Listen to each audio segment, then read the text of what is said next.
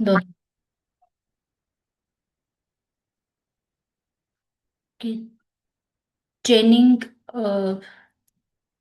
चेनिंग भी एबी की टेक्निक है जिसमें हम ये एक सिस्टमैटिक प्रोसेस है जिसमें हम बच्चे को उसका कॉम्प्लेक्स बिहेवियर या कॉम्प्लेक्स टास्क सिखाते हैं, छोटे से स्मॉलर और इजी इजी स्टेप्स स्टेप्स में ब्रेक करके।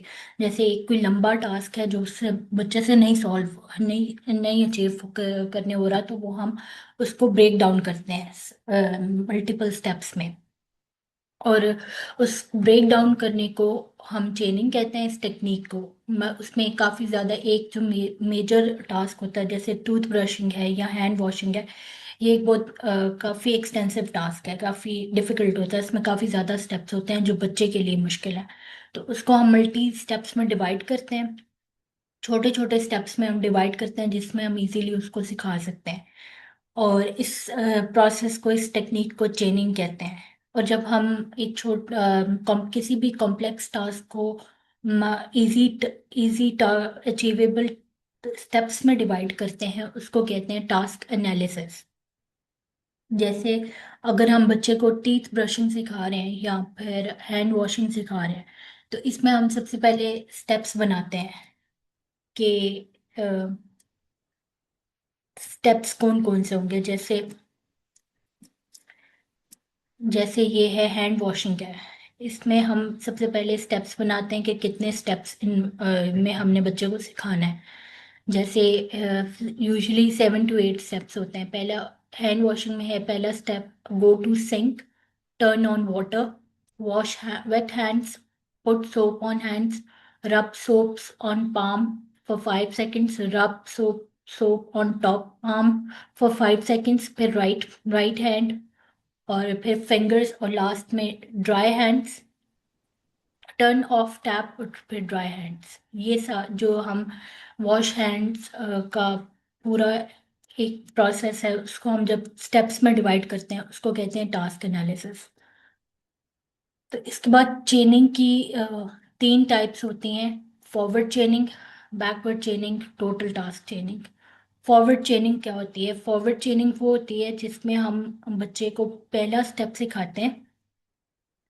टास्क एनालिसिस हमने कर लिया, उसके बाद हमने ट्रेनिंग अप्लाई करनी है, उसमें हम पहला स्टेप बच्चे को सिखाते हैं और बाकी स्टेप में हम उसको प्रॉम्प्ट्स के साथ सिखाते हैं। फर्स्ट स्टेप वो इंडिपेंडेंटली करता है। जैसे सपोज अब हैंड वॉशिंग का स्टेप था, सॉरी हैंड वॉशिंग का टास्क है, उसमें हमने बच्चे को सिखाना है go to sink, turn on water, और ये सारे स्टेप सिखाने हैं, लेकिन ये हमने चेनिंग के थ्रू सिखाने हैं। तो इसमें सबसे पहले अगर हम फॉरवर्ड चेनिंग यूज करेंगे तो पहला स्टेप सिखाएंगे कि सिंक के पास जाने वाला, वो हम बच्चे को सिखाएंगे। जब वो सीख लेगा, इंडिपेंडेंटली कर लेगा, फिर हम और जो बाकी के स्टेप्स होंगे जैसे टर्न ऑन वाटर है, वेट हैंड्स, अप्लाई सोप और सो ऑन, ये हम प्रॉम्प्ट्स के साथ करवाते हैं। पहले वाले स्टेप में प्रॉम्प्ट नहीं देते क्योंकि वो बच्चा खुद सीखता है।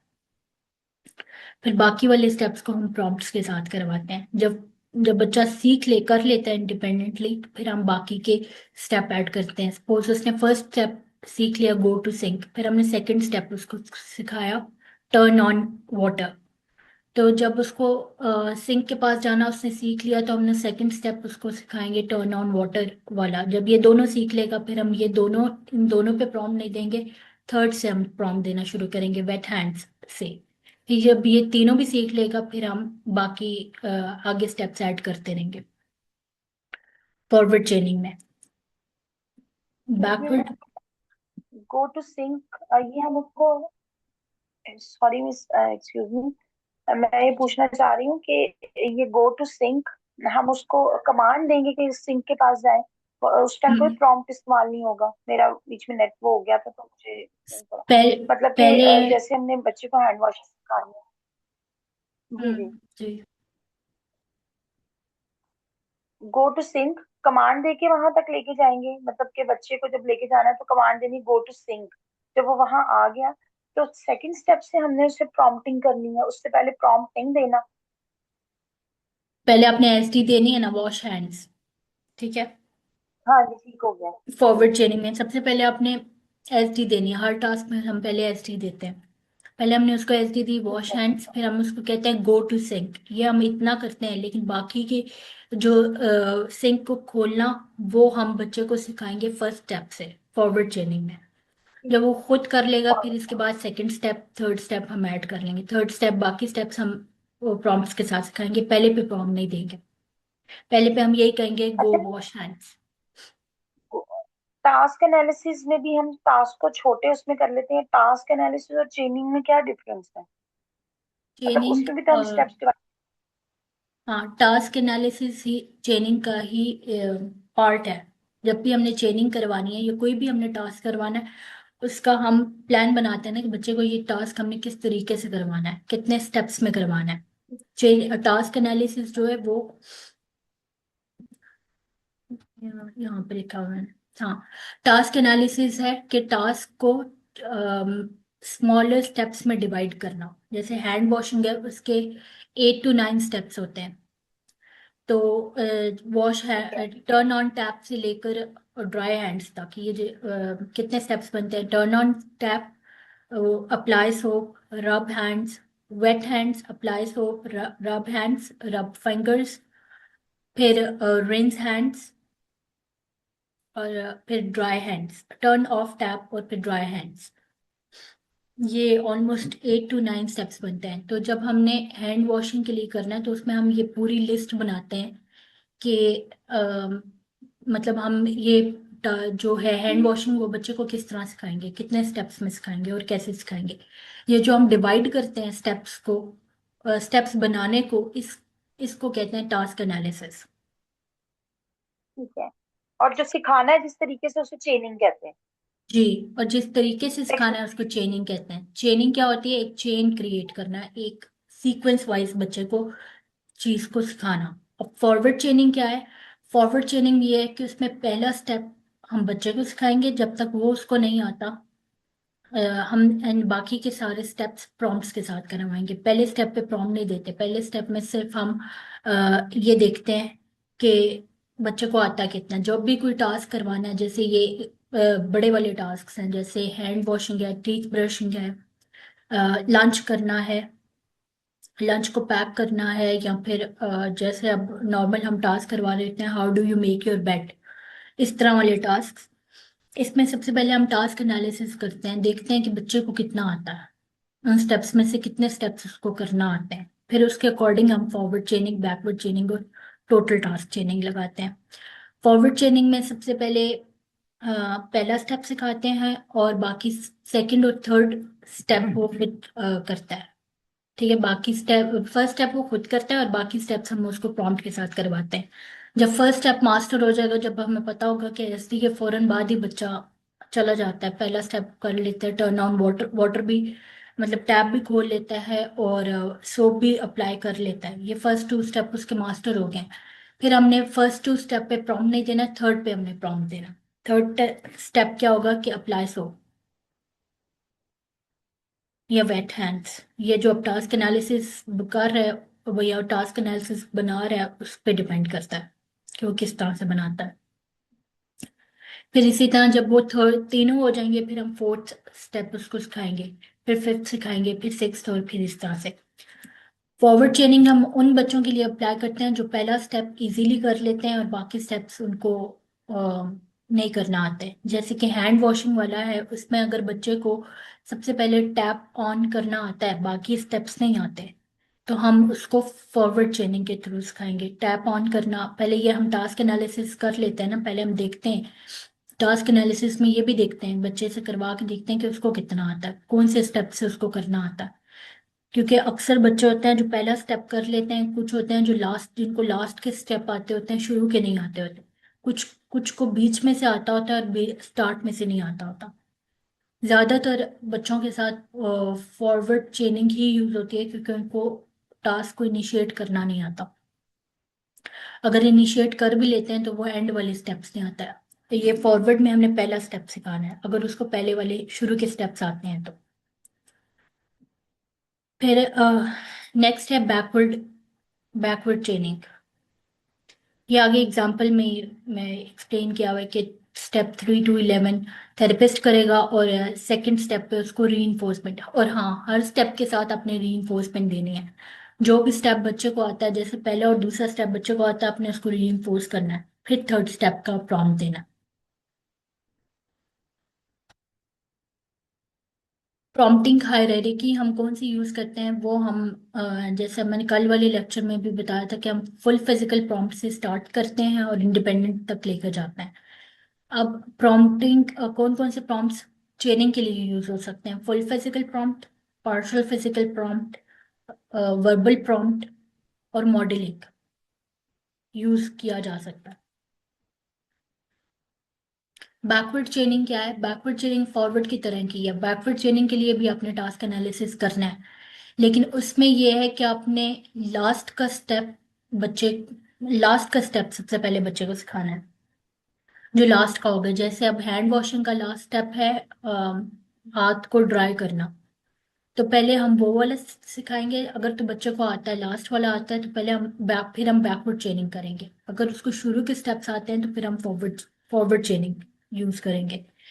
तो पहले हम लास्ट के स्टेप तक सिखाएंगे। लास्ट का जो स्टेप है बैकवर्ड चेनिंग में, हाथ को ड्राई करना, वहां तक वो वाला स्टेप छोड़ के बाकी के सारे स्टेप हम प्रॉम्प्ट के साथ करवाएंगे। फिर जब उसको हाथ वॉश ड्राई करना आ जाएंगे, फिर उससे उससे सेकंड लास्ट वाला स्टेप या करवाएंगे। जैसे हम यहाँ पे भी लिखा हुआ है, बैकवर्ड चेनिंग में the instructor completes all the task analysis accept at the very last step, के सारे स्टेप्स इंस्ट्रक्टर करता है, थेरेपिस्ट करता है, लास्ट वाला स्टेप नहीं करता। इसी तरह फॉरवर्ड में सारे स्टेप थेरेपिस्ट करता है, फर्स्ट स्टेप वो नहीं करता, फर्स्ट बच्चा करता है।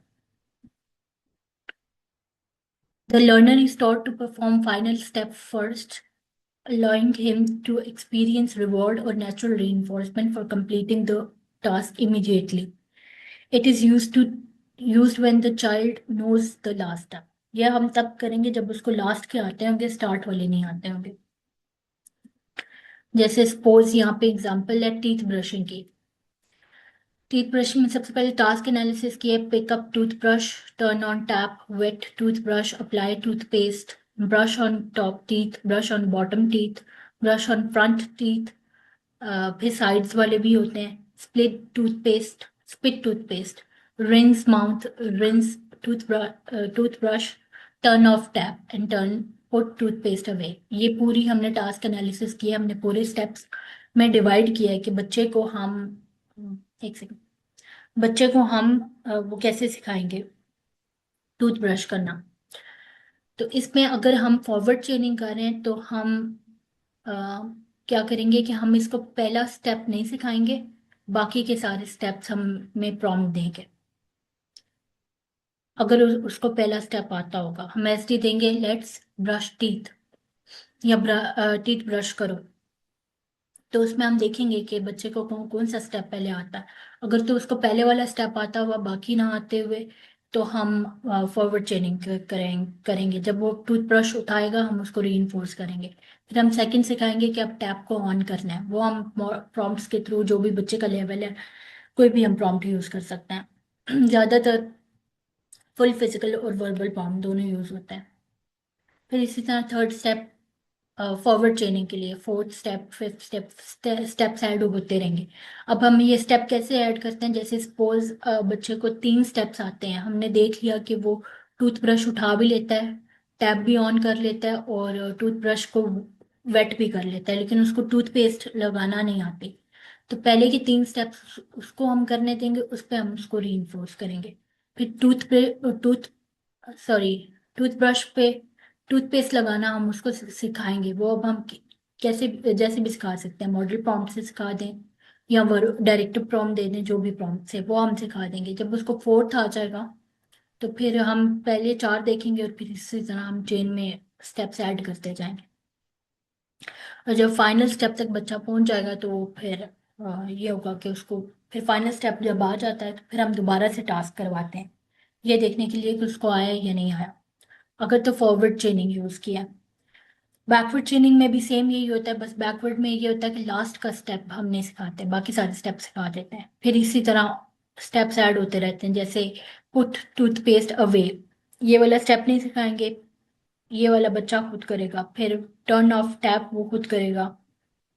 फिर टूथब्रश, मतलब इसी तरह चेन उल्टी चलती है अगर हमने बैकवर्ड चेनिंग करवानी है। और बैकवर्ड चेनिंग उन बच्चों के लिए होती है जिनको लास्ट के स्टेप आते होते हैं, शुरू के नहीं आते। समझ आया? मिस ऐसे जैसे कुछ ही बच्चे को टूथब्रश, जैसे घर में मदर्स अक्सर ऐसा होता है कि ब्रश लगा खुद ही से लेगी सिंक पे, खुद ही लगा कर वेट करके उनको ब्रश पकड़ा दिया। अब वो ब्रश कर लेता हम्म। है लेकिन उससे पहले स्टेप्स का आइडिया नहीं है, आखिरी आता है जी। उसको, तो उसके साथ हम बैकवर्ड का ट्रेनिंग करेंगे। उसके लास्ट के आते हैं, उसके स्टार्ट के उसके नहीं आते जी, इसके लिए हम बैकवर्ड चेनिंग करेंगे। क्योंकि उसे शुरू के स्टेप्स नहीं आते बिल्कुल कुछ, मतलब माँ ने खुद ही लगा दिया, खुद ही, अक्सर माँ ऐसे करती है ना, खुद ही सारा कुछ कर हम्म। देती है और ब्रश पकड़ा देती है और कहती है जी। ब्रशिंग करो। बच्चा ब्रशिंग तो सीख जाता है लेकिन उसे पहले का कोई आइडिया नहीं होता कि नल सिंक से मैंने टैप ऑन करना है, मैंने पेस्ट लगानी है। वो उससे पहले के डन नहीं होती लेकिन वो लास्ट कर लेता, तो इस पे हम बैकवर्ड चेनिंग इस्तेमाल करेंगे। और अगर किसी बच्चे को हमने शुरू से टास्क सिखाना है एसटी दे के, तो उसके लिए हम फॉरवर्ड चेनिंग करेंगे, ऐसा ही है। हाँ जी, ऐसे ही है। ठीक है, ये क्लियर है। रिकॉर्डिंग हो रही है ना? रिकॉर्डिंग हो रही है ना? जी मैम। मैम अच्छा। मुझे पूछना, अच्छा मेरी आवाज आ रही है? जी जी, आ रही है। जी जी आ रही है। मैम ये जो फॉरवर्ड चेनिंग और बैकवर्ड चेनिंग, इसमें जितने ये टास्क बताए जा रहे हैं, इसमें मोस्टली मुझे ऐसा लगता है कि ये ओटी टास्क ज़्यादा है, ये तो ओटी में ज़्यादा बेनिफिशियल होगा। इसको एज अ बिहेवियर थेरेपिस्ट और बिहेवियर में कैसे यूज कर सकते हैं, जैसे सुपर एग्रेसिव बच्चा है, एग्रेशन के इशू, तो उसमें ये किस तरह से हो सकती है? बिहेवियर के भी काफ़ी ज़्यादा स्टेप्स, सॉरी, काफ़ी ज़्यादा टास्क ऐसे होते हैं जिसमें हम चेनिंग यूज़ कर सकते हैं। सिर्फ ये नहीं होता कि टूथ ब्रशिंग और ये हैंड वॉशिंग के लिए यूज़ करना है। ये हम बच्चे को पजल फिक्सिंग के लिए भी सिखा सकते हैं। अगर हमने पजल फिक्सिंग करवानी है बच्चे से, और तब हम देखते हैं कि उसको स्टार्ट के आते हैं, दरमियान या एंड के नहीं आते, कौन से स्टेप से उसको करना आता है, ये जो वो इंडिपेंडेंटली कर लेता है, उससे भी हम बैकवर्ड चेनिंग यूज कर सकते हैं। अगर हम बैकवर्ड चेनिंग से बच्चे को सिखा रहे हैं तो हम लास्ट की पजल फिक्सिंग हम सिखा सकते हैं कि लास्ट का पजल कहाँ फिक्स करना है, बाकी स्टेप्स वो खुद करें। फिर इसी तरह लास्ट से उल्टी पजल हम स्टार्ट करेंगे। फॉर एग्जांपल, अगर एबीसी वाली है, ए से लेके जी तक है पजल, तो हम पहले जी जी फिक्स करवाएंगे, फिर वाई करवाएंगे, फिर एक्स करवाएंगे, और फिर इसे फिर यू बी जितने भी लेटर्स हैं वो हम बैकवर्ड करवाते जाएंगे। इसी तरह बच्चे को जैकेट पहनाना हम सिखा सकते हैं चेनिंग के थ्रू। लंच करना, इंडिपेंडेंटली वो लंच कर ले, ये भी हम करना सिखा सकते हैं। कि ये हम ऐसे करते हैं कि ये भी मैंने थेरेपी सेशन में किया था। तो वो हमने ऐसे ऐसे किया था कि बच्ची का लंच उसके बैग में था। तो मैंने उसको S D G, let's let's eat lunch, तो या take out lunch from bag, या लंच टाइम, जो भी आप देते हैं बच्चे की अंडरस्टैंडिंग के अकॉर्डिंग, तो वो फिर बैग से लंच निकालने तक, एंड पूरा लंच फिनिश करना, और फिर दोबारा से लंच को पैक करके बैग में रखने तक, ये उसके टास्क थे, उसके स्टेप्स थे। तो ये बैकवर्ड चेनिंग फॉरवर्ड चेनिंग दोनों से सिखा सकते हैं। पहले बैग से रखना, फिर बैग से निकालना, फिर लंच को टेबल पे रखना, फिर टिन खोलना, फिर लंच को खाना, फिनिश करना, फिर दोबारा से पैक करके बैग में रखना। ये भी हम ट्रेनिंग से सिखा सकते हैं। एक्सक्यूज मी मिस, हम ऐसा भी तो कर सकते हैं ना कि लंच और ये मतलब सेल्फ केयर के टास्क के अलावा भी, जैसे बच्चों को हमने बीड्स का टास्क देना है, अगर वो एक बॉटल में है तो मोस्टली हम लोग ये करते हैं कि खुद हम्म। खोला और बीड्स आगे तो और कहते हैं कि स्ट्रिंग इसके अंदर बीडिंग करें। वो हमने उनको वो कर लेते हैं, वो लास्ट स्टेप हो गया। लेकिन अगर हम उसको हम्म। डिवाइड करें टास्क एनालिसिस में कि उसके पास रखी हो बॉटल या बॉक्स जिसमें भी हो, पहला स्टेप कि उसको ओपन करो, देन वो बाहर निकालो, ये स्टेप्स भी तो इसमें ऐड, मतलब इस पे भी तो ये हम भी हो अप्लाई सकता कर है। सकते हैं ना जी। चेनिंग चेनिंग हर उस टास्क में यूज हो सकता है जिसके मल्टीपल स्टेप्स हो, जिसके तीन से ज्यादा स्टेप्स हो। अब जैसे कल मैंने शेपिंग बताया था, शेपिंग और चेनिंग में क्या डिफरेंस है? शेपिंग में इतने ज़्यादा स्टेप्स नहीं होते इन्वॉल्व। जैसे वर्बल हमने कोई टास्क सिखाना है बच्चे को, बॉल कहना सिखाना है कि बॉल बोले, तो वो हम चेनिंग से नहीं, वो हम शेपिंग से सिखाते हैं। इसी तरह बॉल के स्पेलिंग याद करवाने हैं तो वो हम ट्रेनिंग के थ्रू करवा सकते हैं। स्पेलिंग याद करवाने हैं, फ़ोन नंबर याद करवाना है, अम, बच्चे का अपना नाम याद करवाना है। इसके अलावा सेल्फ हेल्प की कोई भी टास्क हैं जो कि उसकी इंडिपेंडेंट स्किल्स में आता है, वो हम ट्रेनिंग के थ्रू करवाते हैं। इसके बाद टोटल टास्क ट्रेनिंग क्या होती है कि इसमें हम सारे स्टेप्स, पहले हम देखते हैं कि बच्चे को कहाँ तक आता है। ये हम सारे स्टेप्स बच्चे को खुद करने देते हैं। और इसमें प्रॉम्प्ट हम तब देते हैं जब जब रिक्वायर्ड होता है। जैसे फॉरवर्ड में तो ये था ना कि हमने पहले पे नहीं देना, बाकी सब पे देना है। बैकवर्ड में लास्ट पे नहीं देना, बाकी सब पे देना है। लेकिन टोटल टास्क ट्रेनिंग में हमने वहाँ प्रॉम्प्ट देना है जहाँ पे बच्चे को ज़रूरत है। हो सकता है वो मिडल से उसको स्टेप्स ना आते हो, या उसको शुरू के आते हो, दरमियान वाले ना आते हो, लास्ट वाले आते हो। जब ऐसा होता है ना, जब बीच बीच वाले स्टेप्स बच्चे को नहीं आते, शुरू के और लास्ट वाले दोनों कर लेता है, तब हम टोटल टास्क ट्रेनिंग यूज करते हैं। इसमें भी अब जैसे एग्जांपल दी हुई टूथब्रश की ही एग्जांपल है। टूथब्रश में अब उसको सपोज उसको ये यहाँ तक आता है कि टूथपेस्ट कैसे लगानी है। टूथपेस्ट लगा के दांत को ब्रश भी करना है, उसको ये आता है कि मैंने सामने वाले जो फ्रंट वाले हैं उनको ब्रश कर लेना है। बाकी स्टेप्स उसको नहीं पता, तो वहाँ पे टोटल टास्क ट्रेनिंग आएगी। वहाँ पे हम उसको सिखाएंगे कि आपने राइट साइड पे भी करना है, लेफ्ट साइड पे भी करना है, ऊपर ऊपर भी करना है, नीचे भी करना है, और फिर आपने रेंज भी करना है। फिर आगे सारे स्टेप्स करवा देंगे, वहाँ तक छोड़ देंगे जहाँ तक उसको आता है। इसमें हम टोटल टास्क ट्रेनिंग यूज करते हैं।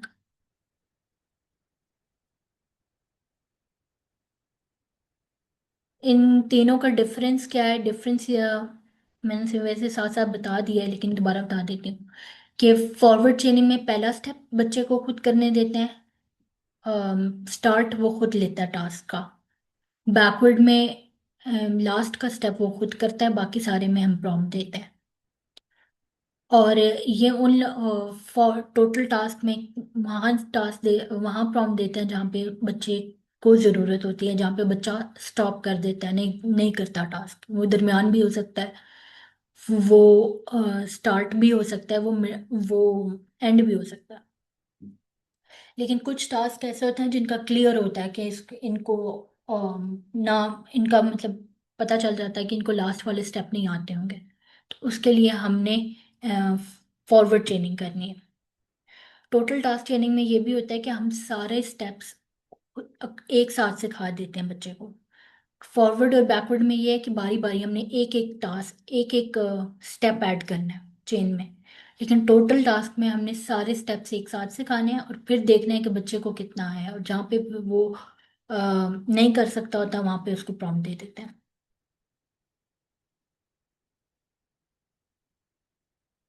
और टोटल टास्क ट्रेनिंग उनके लिए यूज होती है जो कि हाई फंक्शनिंग होते हैं, जो कि क्विक लर्नर होते हैं, उनके लिए यूज करते हैं टोटल टास्क ट्रेनिंग का। ठीक है। इसका कोई क्वेश्चन है तो पूछ सकते हैं आप।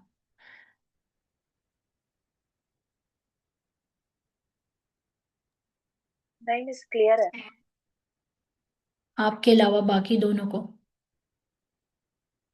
अ, अच्छा इकराम जी, ये बताओ अच्छा। कि फॉरवर्ड फॉरवर्ड चेनिंग में हम क्या करते हैं?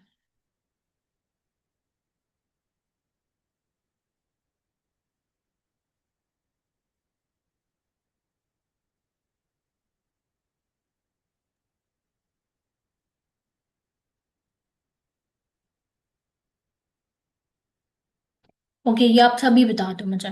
एक सिनेरियो में देती हूँ, उसमें से बताओ कि हमने कौन सी चेनिंग यूज करनी है। एक बच्चा है, उसको उसको हमने सिखाना है लंच लंच करना, कि लंच इंडिपेंडेंटली वो कैसे करे।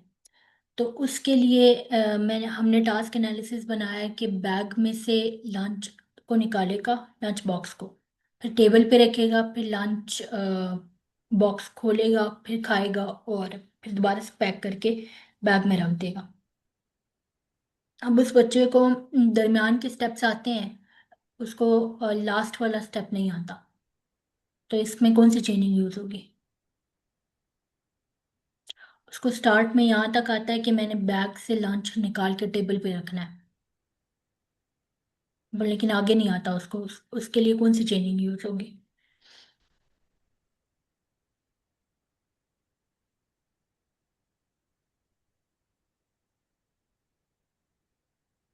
सेंटर के स्टेप्स आते हैं और आगे के नहीं आते। जी, लास्ट वाला उसको यहाँ तक आता है कि मैंने जो है जो लंच बॉक्स है वो मैंने टेबल पे रखना है, बस इतना आता है उसको, बाकी स्टेप्स नहीं आते।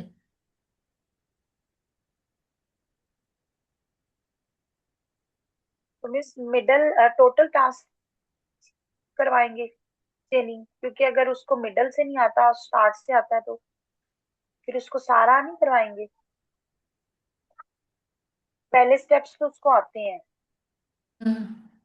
उसने सेंटर तक मतलब पहले 2-3 स्टेप्स कर लिए, मिडल के और लास्ट के नहीं उसको आते। पहले तो आप मुझे बताएं कि तो लंच हम उसको बॉक्स करने के लिए ये टास्क एनालिसिस हम कैसे बनाएंगे, कितने टास्क में सिखाएंगे बच्चे को? सबसे पहले हम उसको कहेंगे ओपन योर बैग, मतलब बैग ओपन करके उसमें से लंच निकाल के टेबल लंच निकालो, टेबल पे ठीक है। रखो। ठीक है, 3। और फिर ओपन करो और देन लंच को खाओ, 5। और फिर बंद करके, और 7 ऑलमोस्ट टास्क एनालिसिस के बनेंगे स्टेप्स। जी, बंद करके बैग में भी रखना है। हाँ जी, 7, तो 7। इसमें अब रीना, आप मुझे बताओ कि हम फॉरवर्ड चेनिंग से कैसे सिखाएंगे बच्चे को?